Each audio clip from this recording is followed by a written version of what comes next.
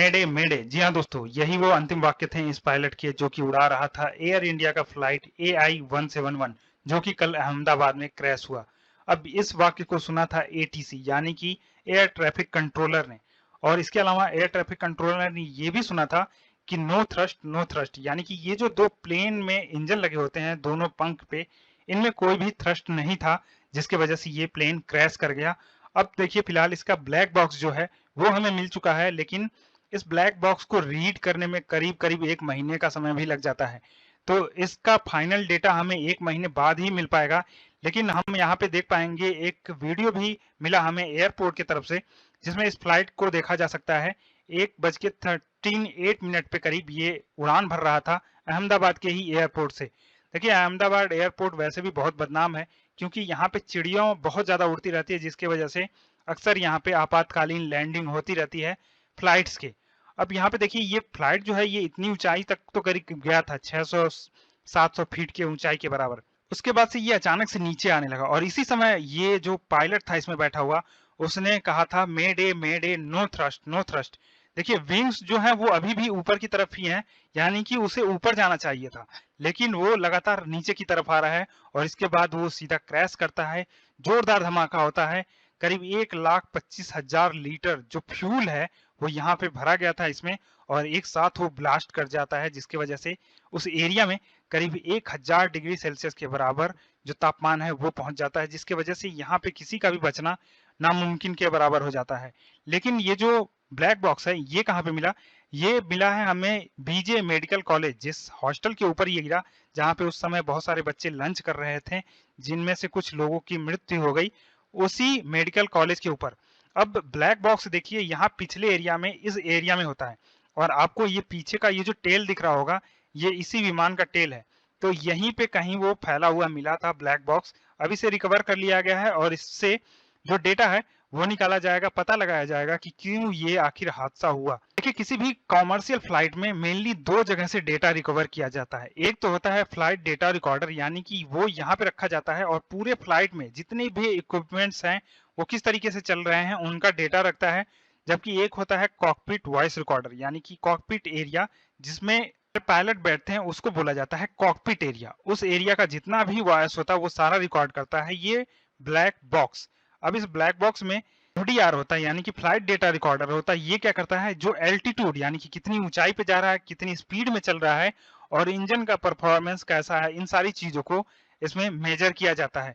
और इसको बनाया था इस व्यक्ति ने, इस व्यक्ति का नाम था डेविड रोनाल्डे डे मे वारेन, और इसे बनाया जाता है स्टील और टाइटेनियम का यूज करके, जिससे कि अगर 1 घंटे तक लगातार 1100 डिग्री सेल्सियस तक का तापमान दिया जाए इसके ऊपर तो ये नहीं गलेगा। इतना ये मजबूत बनाया जाता है कि गले ना, पिघले ना, टूटे ना, या फिर पानी में भी गिर रहा है तो भी ये मेंटेन रह सके। तो चलिए देख लेते हैं इसमें क्या क्या होता है जिसकी वजह से हमें डेटा मिल पाता है। देखिए एक तो होता है मेमोरी इनसाइड, यानी कि यहाँ पे आपको दिख रहा होगा एक फ्लैश मेमोरी, इसमें सारा डेटा रिकॉर्ड किया जाता है। इसके अलावा एक अंडर वाटर लोकेटर बीकॉन भी होता है, जो कि पानी के अंदर अगर प्लेन क्रैश होता है तो जहां पे वो प्लेन होगा उसके अंदर ही ये ब्लैक बॉक्स होगा, तो ये हमें वहां का डेटा देगा जिससे हम उसके खोज पाएंगे। अब इसके अलावा इसको पावर सप्लाई भी दी जाती है। इसमें एक बैटरी भी होता है जो कि इसे पावर सप्लाई देता है, और वो भी कुछ घंटों तक।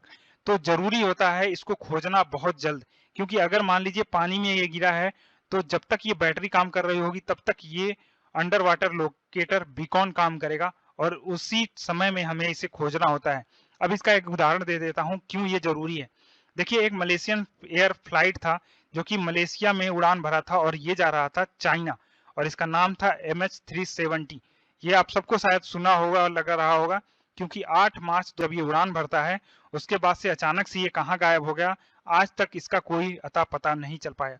जितने भी लोग खोज रहे थे, वहां की गवर्नमेंट या फिर अमेरिका की गवर्नमेंट, पूरी दुनिया लग गई थी इस प्लेन को खोजने में, किसी को भी नहीं मिला उस टाइम पीरियड के बीच जब तक इसका बैटरी काम कर रहा होता था। तो जब तक इसका बैटरी काम कर रहा है उसके अंदर ही हमें इस ब्लैक बॉक्स को खोजना होता है, लेकिन ये सब करने में असफल हो गया था सभी लोग, और उसके बाद ये फ्लाइट आज तक नहीं मिल पाई हमें कि ये कहाँ पे गायब हो गया।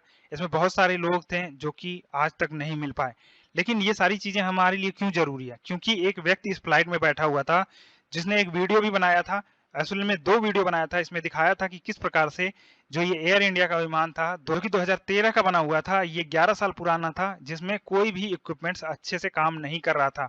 ना एसी चल रहा था ढंग से, ना कोई इलेक्ट्रिक इक्विपमेंट्स काम कर रहा था।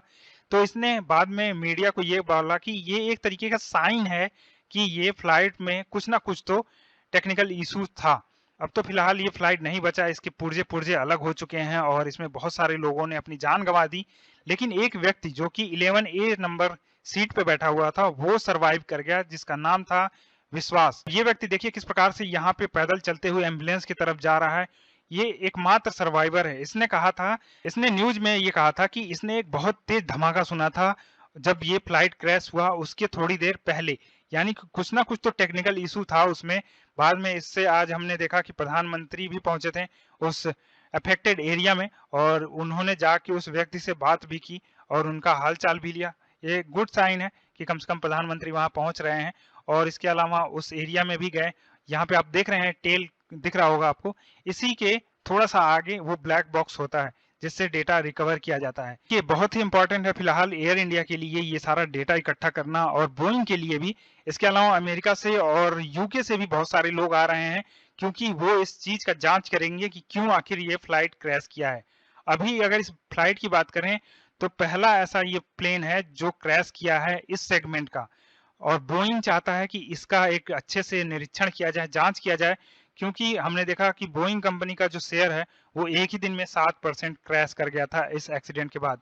तो बोइंग के लिए काफी महत्वपूर्ण हो जाता है कि अपने प्लेन, ये जो खासकर दुनिया भर में इसके करीब 1100 प्लेन इस प्रकार के चल रहे हैं जिसका नाम 7878 ड्रीम लाइनर है, इन सभी को आने वाले समय में सुरक्षा प्रदान किया जाए और ये बेहतर तरीके से अपना उड़ान भर सकें। ये काफी महत्वपूर्ण हो जाता है हम सभी के लिए। अभी के लिए इतना ही दोस्तों। अगर आपको वीडियो अच्छा लगा हो तो लाइक एंड सब्सक्राइब करना ना भूलना। जय हिंद, जय भारत।